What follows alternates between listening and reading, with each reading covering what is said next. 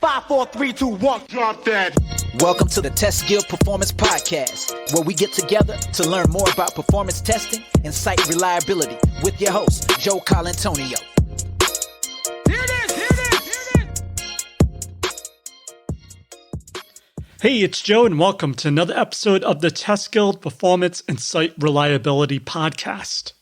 Today, we're opening up the Test Guild Vault for an interview I did with Mark Tomlinson 5 years ago about performance testing as a team sport.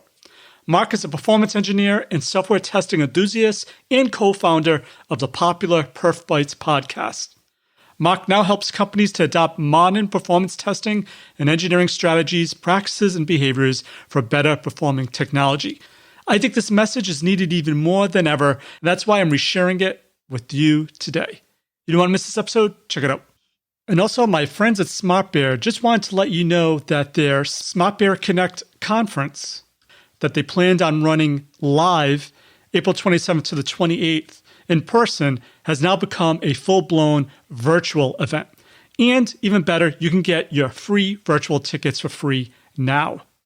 All you need to do is head on over to smartbear.com/connect to register today. And speaking about online virtual conferences, it seems to be the rage now, especially because of the coronavirus. I've been doing them since 2017, and I just want to let you know that we still have some open slots for speakers at the June 1st, June 2nd online event, Perf Guild, an online conference dedicated 100% to helping you succeed with all things performance testing related. I'm really encouraging first-time speakers and minorities to apply to be a speaker.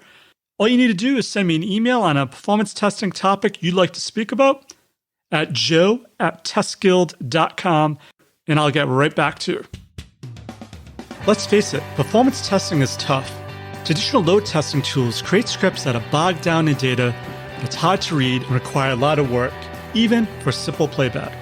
Load Ninja cuts out the dirty work by using AI to inspect and debug your code almost instantly. No coding necessary. No changing of hands or relays between teams either. Give it a shot. It's free and easy to try. Head on over to testguild.com/smartbear and click on the link to learn more. Hey, Mark, welcome to the show. Joe, hey, Joe, it's Joe. How wonderful to chat with you, man. This is great. Same here. Today, I'd like to talk about getting started with performance testing, or how to avoid being featured on PerfBytes News of the Damned. Yes, you don't want, and I would say there's two parts to that. One, most people who are doing zero performance testing, they're almost absolutely guaranteed to end up talking with Satan at some point. But it's interesting because there's so many shared things you can do to avoid ending up in a disaster like that. And part of it is just getting started with doing some load testing proactively, but there's a lot of it that goes to operational practices and good practices. And things you can do with infrastructure in operations. That's why I think APM is becoming, the application performance management or monitoring, is becoming so much more popular, because you can avoid a lot of these problems just with simple configurations in infrastructure, even if you don't have all the load testing practices together. What do you mean by APM though? So would this be in CI or something, that where you just would have monitors running, just checking, threads that may be running for a long time or things like that? Well, actually, I got a question recently. The APM grows up from over 15 years ago. And years ago, it was the people just running monitors in production. Surprisingly, Joe, you might not think this. People never used to monitor production. They would just say, we tested it for the last 18 months and boom, it's live. So it was actually quite a revelation a long time ago we should monitor the CPU, disk, and memory. They would run IO-stat, or they would run it every few minutes or something like that. I remember it was a revelation for some people to actually monitor response time in production. Like, oh, we can do that. Those practices have come a long, long ways. Now we've gone from just monitoring from outside the app. We monitor inside the app. So diagnostics and profilers like New Relic, Dynatrace, CA has some of the old Wiley stuff that you can plug into your stack. And you can monitor the actual method level calls, database traces. So you can do a lot of that stuff nowadays because computers are so much faster. You can actually monitor without a lot of overhead. And a lot of the cloud providers now give you a lot of the basic stats to do quote unquote APM. So take that practice from production, Joe, and start thinking, who else is profiling in this whole company building software? Who else does profiling? And then you finally run into a developer at the water cooler and say, hey, do you profiling? They're like, we do profiling all the time. We do unit testing. We do white box testing. We do, debugging and profiling and all this stuff in development. We're like, oh, well, why don't you guys get together with the ops guys and start talking about profiling the code?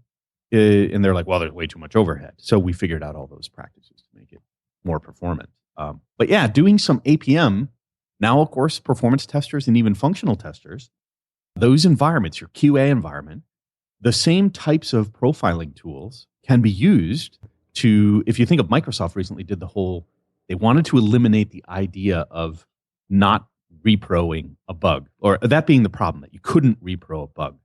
And they wanted to eliminate that because they thought it was a major waste of cycle when a tester would say, oh, I found a bug, and then the dev says, I can't repro that bug. So I'm just going to dismiss it, not a bug. So they tried through the Windows, event tracing and stack tracing and putting sort of real-time profiling into QA and really making QA more like a white box development discipline behind the scenes. And so when I think of APM or performance management or performance practices moving upstream, it actually gets to look a lot more like white box profiling and debugging. And some testers are having to learn that now. They're using tools like Dynatrace or Visual Studio, the actual CLR profiler for .NET or Java profiler. And don't even consider that you would be running load tests. Just you might take your functional regression suite and turn on some profiling behind the scenes, and if you hit a bug, boom, you instantly have all the tracing that you need to look at and go, oh. Yeah, awesome. Back in the day, we would use something like SiteScope to monitor the CPU utilization, and then HP Diagnostics for the, like you said, the profiling piece. So Yeah. Are you saying that would be a good place to start for someone that, say, they don't have performance yet in their organization and they want to get their feet wet? At a minimum, would you say, let's just start at least profiling the application and seeing where we go from there? Sure. Think of it in two ways.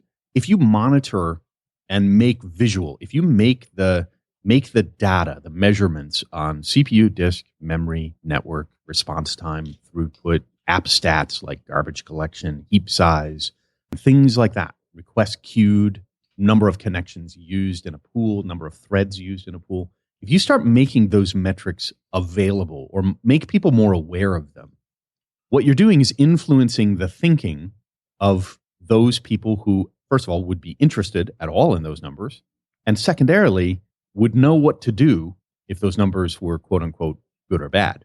So if you, let's say, Joe, you're working in operations and I came up to you and said, hey, Joe, something's running at 99%. Well, how do you feel?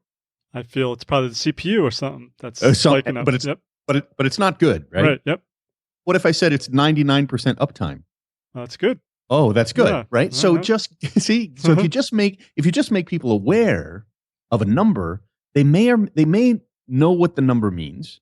A second thing is, if we're not really sure about the reaction, the follow through, we may be doing, the sky is falling, Chicken Little, which could be, wow, let's publish all these great numbers.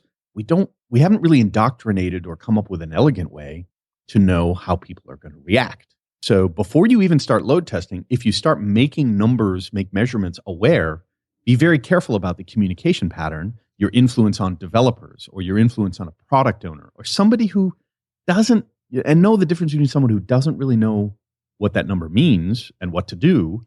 You may give them a lot of power, put them in a management position. They're like, oh my gosh, we're going to put together $1 million project to do all this stuff to go after that cache hit ratio. And let's say they just didn't understand cache hit ratio. There's all these esoteric black arts in the performance world, which everyone is a team of firefighting specialists. And I think we need to break that down by just simplifying some of these numbers and saying, hey, Bill, when you see this number, if it's over 85%, what I'd like you to do is get 3 guys together, Mary, Pete, and Shirley, and bring them together. And we're going to do a little brainstorming on triage, because if it's over 85%, we probably have something to look at. Otherwise, Bill, you can relax and go about your business.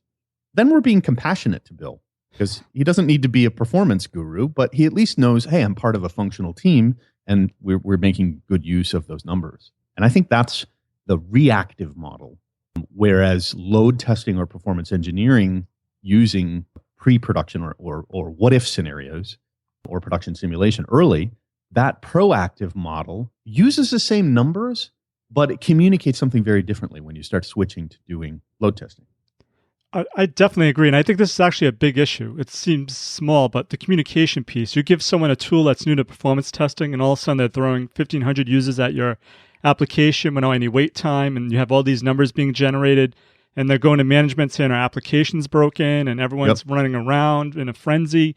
So this is a good way to ease your team into it and slowly teach them what's a good number, what a number means, and before you actually dive into throwing a bunch of users at our application and then trying to deal with all the output that comes out of it.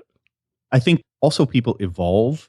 Like you say, if someone jumps into load testing, and this happens often with teams where somebody listened to one of our podcasts, listened to this podcast, and they went back to their team and said, we're not doing enough about performance testing. We have to start doing something. And it lands on somebody within that sprint. Oh, I got a story. And the story probably isn't specific. It says, do something about performance. As a product owner, I'm really scared that we haven't done anything about performance yet. And that would be a valid story. But if you, like you say, you'll end up with false positives if somebody just jumps in and they're detached from the real world of production, what the real systems look like. And there's a couple things. If you're getting started in a vacuum, and you haven't made friends with your ops guys, or even just say the database administrator, somebody that touches production, and just take them out to lunch to say, tell me, how do I even know how much load to throw at a system? Or maybe the people that know the web logs or load balancer logs can say, well, we can tell you about the traffic. We can tell you about kind of how many hits per second, when the peak 2 hours is. That might be the first part of research before you start running, quote unquote, real load. Now, that to say, Joe, let's say you were a developer and you said, I'm just interested in running 10 threads. I'm never going to communicate to anyone that this is Chicken Little, production's going to fail, but I do want to do some concurrency tests. That's like NUnit perf or JUnit perf. We'll do some concurrency, and you can look at thread contention. You could look at, connection limitations or something, some mutex. You could look at very, very small level memory leaks, other critical sections within the code that you want to sort of blast out. There's nothing wrong to let a developer do that, and even a tester to help out in doing that. But you're right. It's a problem if we turn that into, oh my gosh, my little 10 threads exploded. We need to escalate this to management that production is going to fail. That's probably not the best practice. So somewhere in the middle, those first couple of steps are, how do I generate some real load in that? Awesome. So how do we make performance testing a team effort where everyone is engaged, like you said, and everyone's aware that it's not one person's job for performance, it's the whole team. We're baking in performance in our application from the start of our requirements all the way to the build. So, Jen, any advice with that? First of all, don't ever leave that person alone for too long. I've been that guy, and our hair grows really long, and you don't eat right, you don't get exercise. Sometimes you wear a parka and you live in the lab all day long if you're still like that.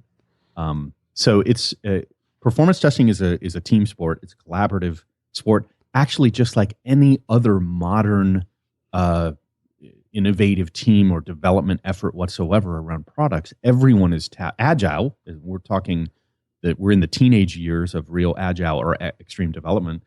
We understand there is more benefit, more, I hate to use the synergy word, but it is true. There's a lot of interactive benefit that stems from human beings thinking together on problems and solving problems, paired testing, paired programming.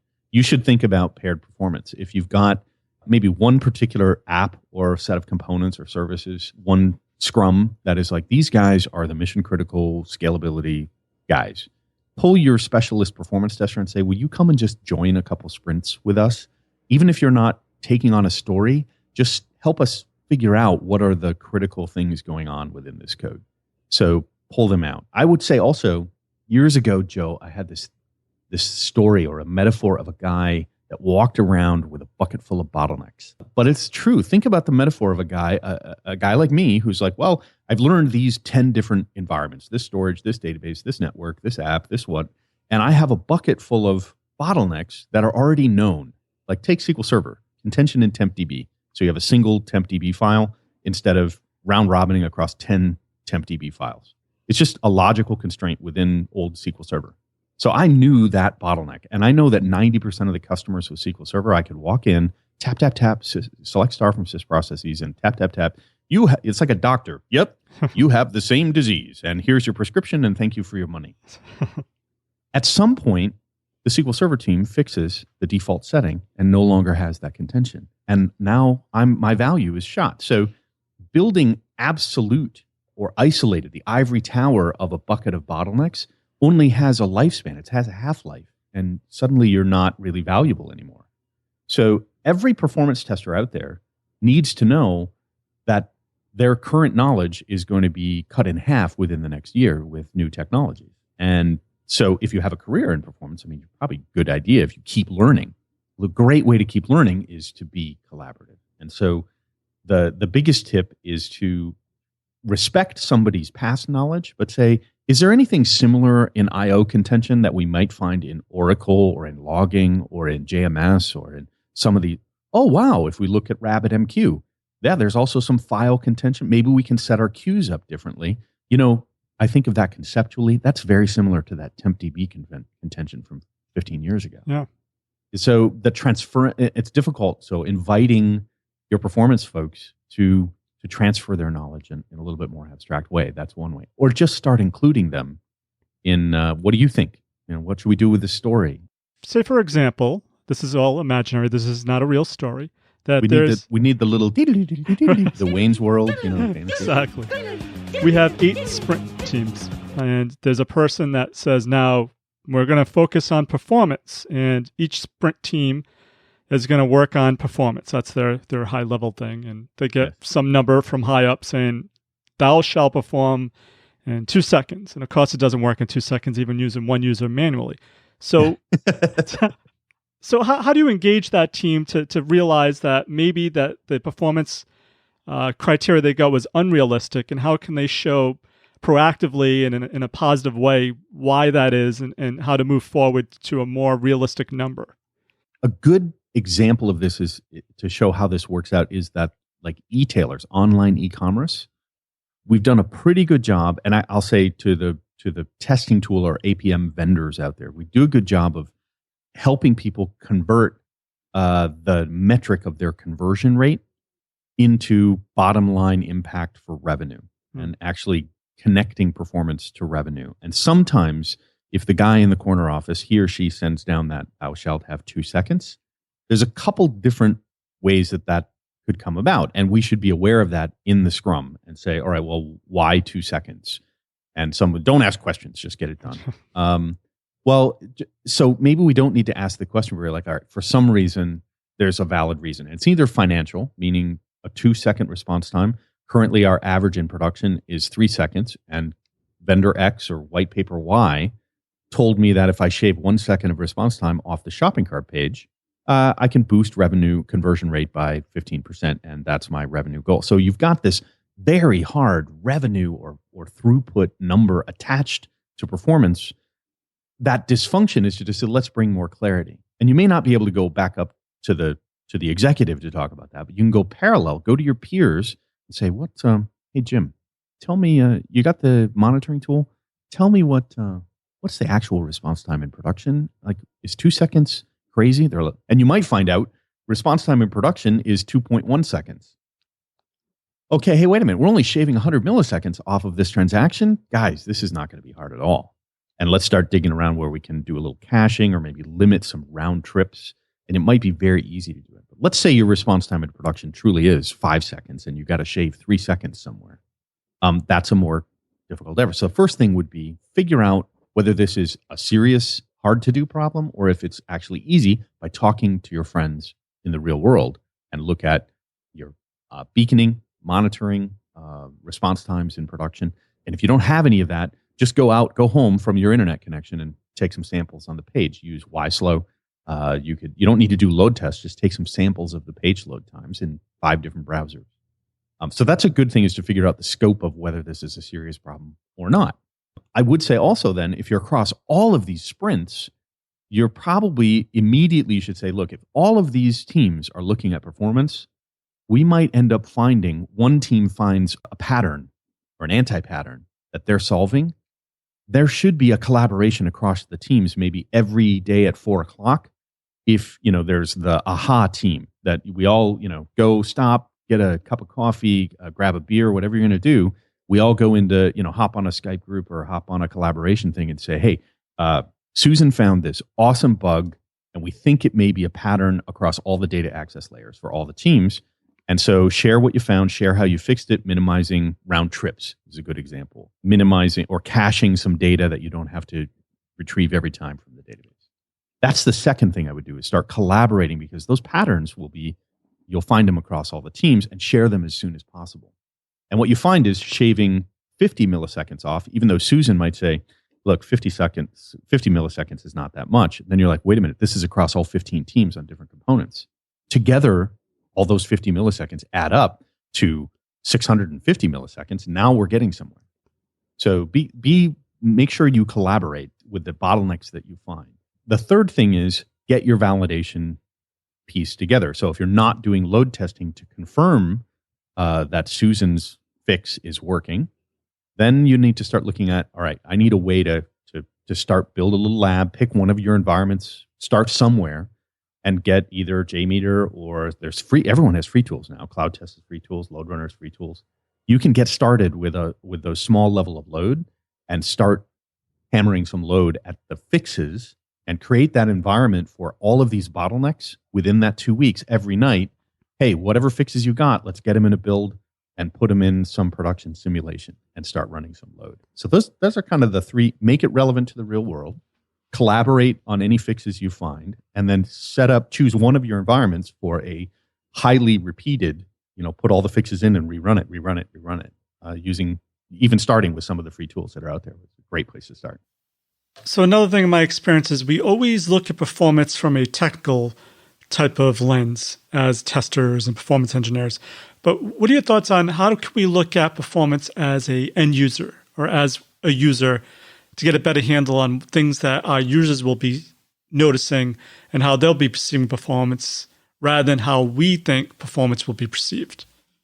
We work with technology as testers, developers, whatever. Sometimes we discount our credibility as users. And we know we're biased, and it's good to know you're biased. But it's also good to know, hey, this is a simple page. This thing is taking 40 seconds to load. And I don't care if it's just my environment or not, something is not right here. Especially developers. You think developers that sort of play with the code, they compile it and run it, compile it, and they're debugging as they're building. Some people do that interactive. They don't just write all the code perfectly and push the compile button once. I don't see that anymore. That's the old COBOL and C programming guy. Yep.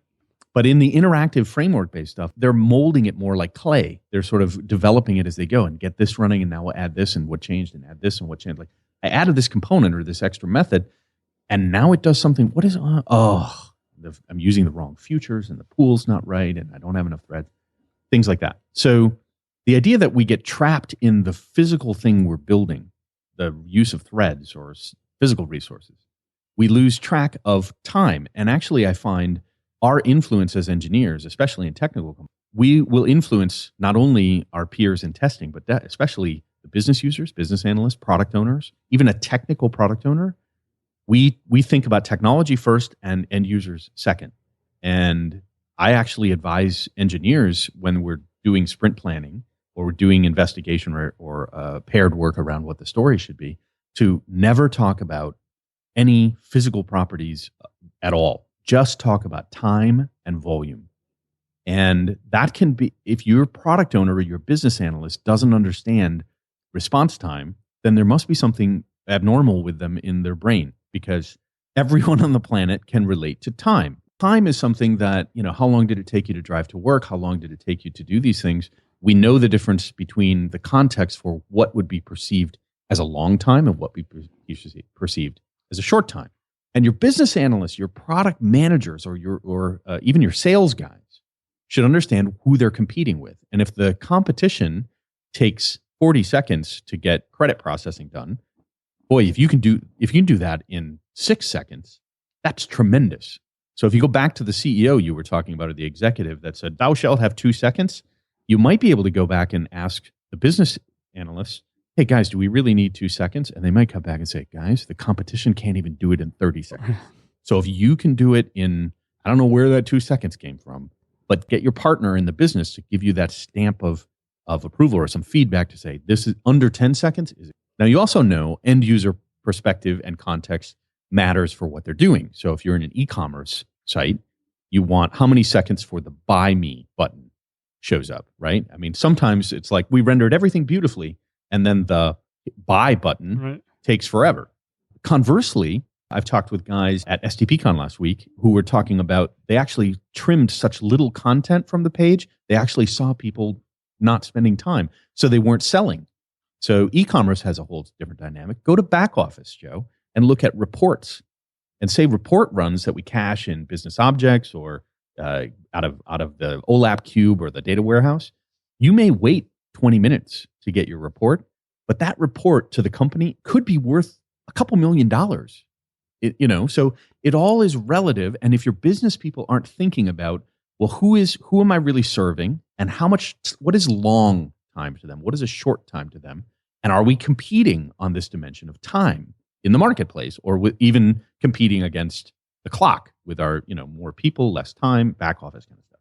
So I think time, ignore CPU, disk memory, network, app servers, all the technology stuff that you ever studied, and just spend time thinking about time and the different contexts for what's the real value of being fast, which again goes back to the executive you mentioned saying, thou shalt have 2 seconds. And if you're able to have as savvy a conversation as I just did, you'll walk into the CEO's office and blow their minds. They're like, oh my God, you're the new VP of performance. I didn't even know you could think about time this way. But there is no one absolute. I will say also there's a challenge with mobile and latency. That was my time at Shunra, and I've known Shunra for so long as they got now acquired by HP.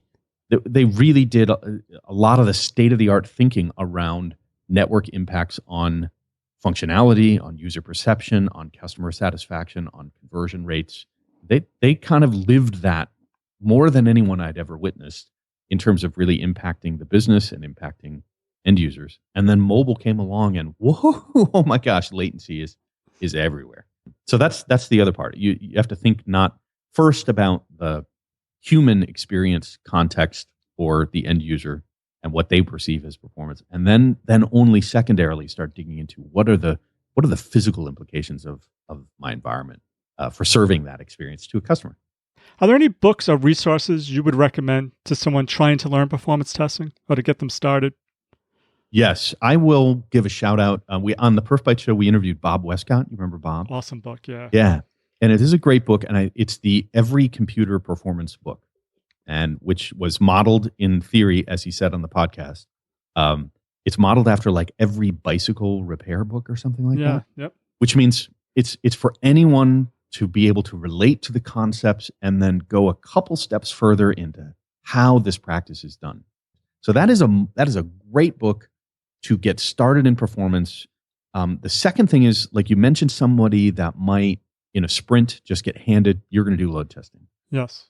And if you're in that world, this is not a shout out to myself, even though I helped with the book. It's the the Microsoft Patterns and Practices book on performance testing guidance. It was Scott Barber, JD Meyer. I have that one. And that one has, as you know, it has a lot more like methods and process for what steps to take and how to think about the tools you're using.